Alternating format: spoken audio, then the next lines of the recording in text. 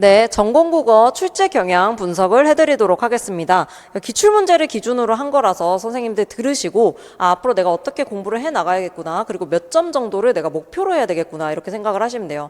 제가 최종적으로 마지막 이제 불합격이었죠. 마지막 불합격했을 때 제가 커트라인에서 2점 차이가 났었어요. 그래서 그때 이제 제가 계획 세우기로는 어떻게 했냐면은 그 당시에 제가 교육학을 14.6 정도를 받았던 것 같습니다. 그래서 제가 이거 15점을 내가 받아야 되겠다. 그래서 교육학을 0.5점을 높이고 전공을 1.5점 높여서 내가 커트라인에 넘어보겠다. 이런 계획을 좀 세웠던 것 같아요. 그래서 내년에 시험이 좀 어렵게 나온다는 전제 조건 하에 내가 지금 점수를 유지를 한다면은 내가 합격을 충분히 할 수 있겠다. 이런 계획을 제가 세웠던 거거든요. 그래서 나름 분석을 해가지고 세웠던 건데 선생님들도 이렇게 점수를 좀 목표로 잡아 놓으시는 게 도움이 될 수가 있어요. 그래서 실제로 그 다음 해가 되게 어렵게 출제가 된 해였고요. 제가 정확하게 올리려고 했던 그 점수만큼만 올려서 제가 합격을 했었어요. 그래서 그러니까 뭔가 되게 수석도 못하고 저 정도밖에 못 올릴 거 뭐하러 사나 이런 생각을 하실 수도 있는데 약간 전략적이었고 딱 원하던 만큼 점수를 올려서 그래도 제가 가끔 얘기를 드리잖아요. 그래도 서울시 4등으로 합격을 했다 이런 얘기를 들리는데 그렇게 할 수 있습니다. 그래서 출제 경향 분석을 해드리면 선생님들 나름으로 점수 목표를 세워보시면 좋을 것 같아요. 자, 보시면은 기출문제 반복 학습만으로 대응할 수 있는 문항은 전체에서 70% 수준입니다. 그래서 80점 만점 중에서 56점 내외예요. 그런데 그것도 기출문제가 똑같이 반복이 되는 게 아니라서 내가 이거 기출문제에서 반복된 거다라고 하는 거 눈치를 못 채시면은 이게 도루묵이 된다는 거죠. 전혀 소용이 없다라는 상황이에요. 그래서 보시면은 이런 그래프가 나오는데요.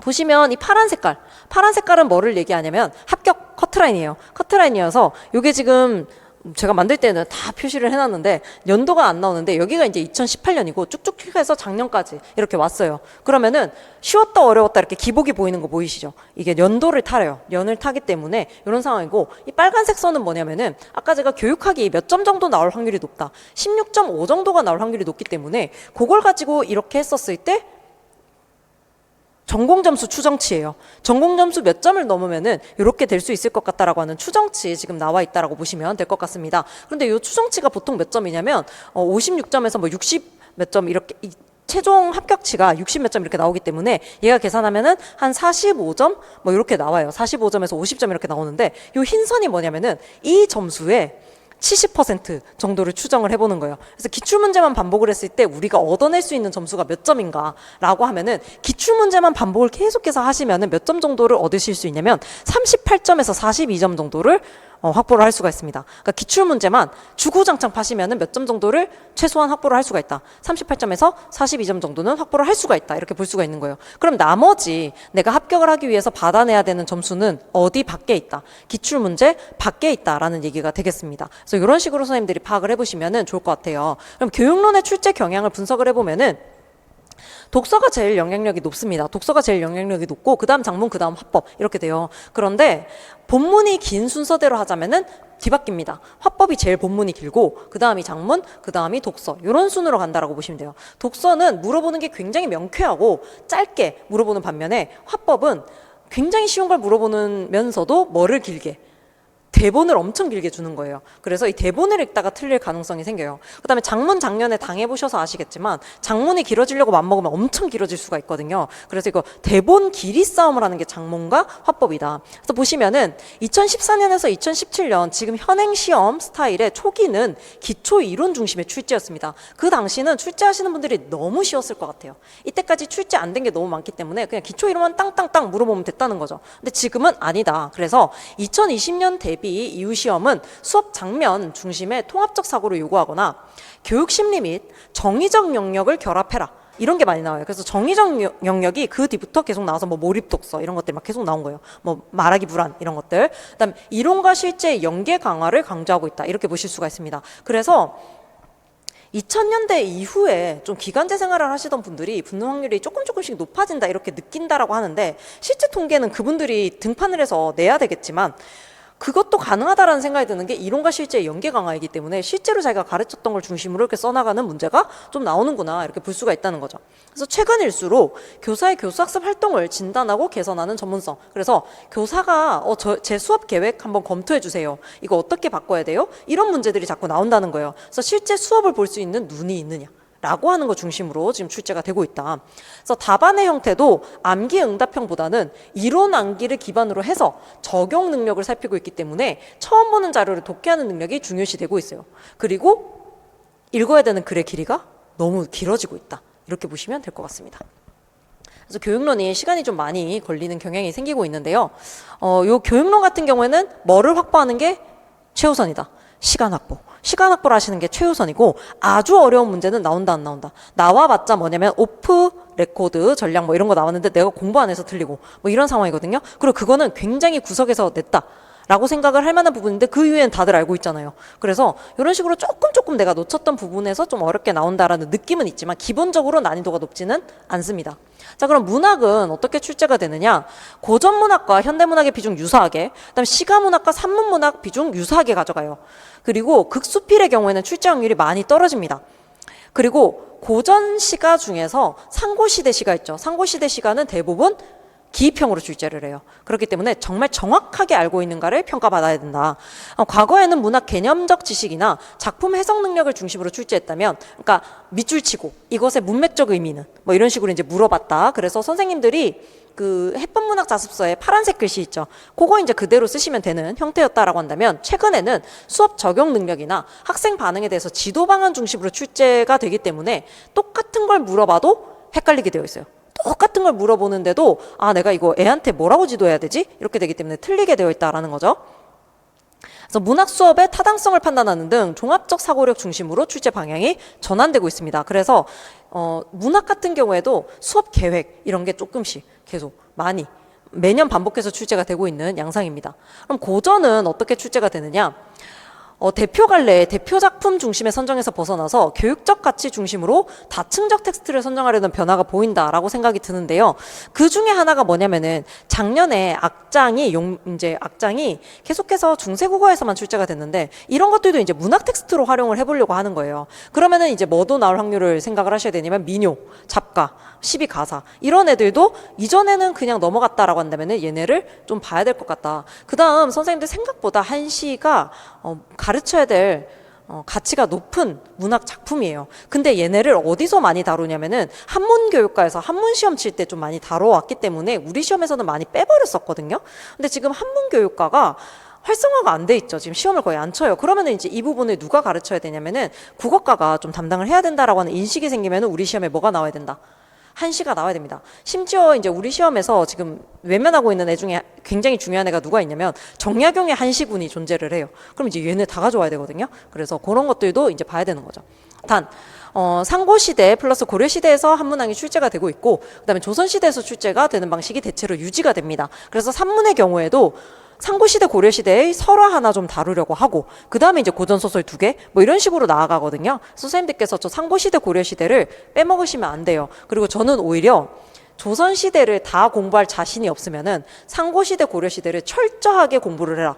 그러면 적어도 6점 정도는 확보가 된다. 이런 개념이거든요. 그래서 상고시대, 고려시대를 오히려 공부를 철저하게 해주셔야 됩니다. 그래서 시가의 경우에는 시조와 가사가 모두 출제되는 경우가 많고요. 그럼 시조 중에서는 연시조, 사설시조, 평시조 순으로 출제 확률이 높기 때문에 그러면은 선생님들 뭐를 공부를 하셔야 되냐면 연시조만 좀 공부를 하셔야 돼요.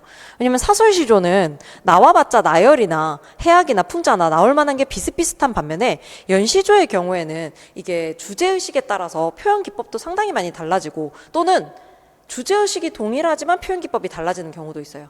오륜가 같은 경우에 이런 방식이 많이 취해지는데요. 청유형 어미를 쓰는 경우도 있지만 의문문을 사용을 하는 경우도 있고 뭐 이렇게 되어 있어요. 그래서 그런 것들 선생님들 봐주셔야 되고 오륜가 나왔으니까 말씀을 드리는 건데 오륜가의 경우에는 EBS에서도 경기체가 오륜가도 있고 악장 오륜가도 있다라고 하는 걸 이미 언급을 다 해놨어요. 그럼 이제 오륜가라고 하는 걸 기준으로 악장, 경기체가 연시조 이렇게 공부가 돼야 되는 거죠. 그다음 고전소설의 경우에는 새로운 인간상을 제시하거나 표현적 특징이 두드러지는 작품을 출제 작품으로 포함하려는 출제 의도가 두드러집니다. 그러면 여기에서 지금 다행인 점은 뭐냐면은 박지원 소설이 생각보다 출제가 많이 안 됐어요. 근데 박지원 소설이 이 두 가지에 다 걸려요. 표현 기법도 좀 독특하고 이제 새로운 인간상도 제시를 하고 있기 때문에 박지원 소설을 좀 주목해 봐야 되겠다를 중심으로 다른 작품도 덧붙여 가시면 되겠죠. 이게 이제 고전 공부 경향입니다. 그럼 현대는 어떻게 달라지고 있느냐? 초기에는 일제강점기 및 해방기 전후의 근대문학, 초창기 작품들 중심으로 출제가 됐었어요. 근데 최근에는 시대 감각이 뚜렷한 현대 작품들도 출제작으로 선정이 되고 있습니다. 그래서 우리가 조금 주목해 봐야 될 것은 다문화 시대를 다루는 작품들이 많이 출제가 안 돼 왔어요. 그런데 이제 이런 것들도 우리가 봐야 되겠고, 그다음에 생태문학, 이런 것들 주제상으로 현대에 굉장히 중요한 주제를 다루고 있는 작품군 우리가 주목해서 봐야 되겠다. 초기에는 작품의 주제나 성격을 요약하고 문학사적인 맥락이나 경향을 분석하는 차원의 배경지식 확인형 문항이 굉장히 많았다면, 최근에는 작품을 매개로 학생지도 상황을 구성해 보거나 아니면 수업 평가 자료, 형성평가 분석, 동료 교사와의 협의 대화 등 복합문항 구조로 출제가 되고 있어요. 그래서 약간 독해력이 많이 필요해지는 거죠. 그래서 적용력이 강조가 되고 있습니다.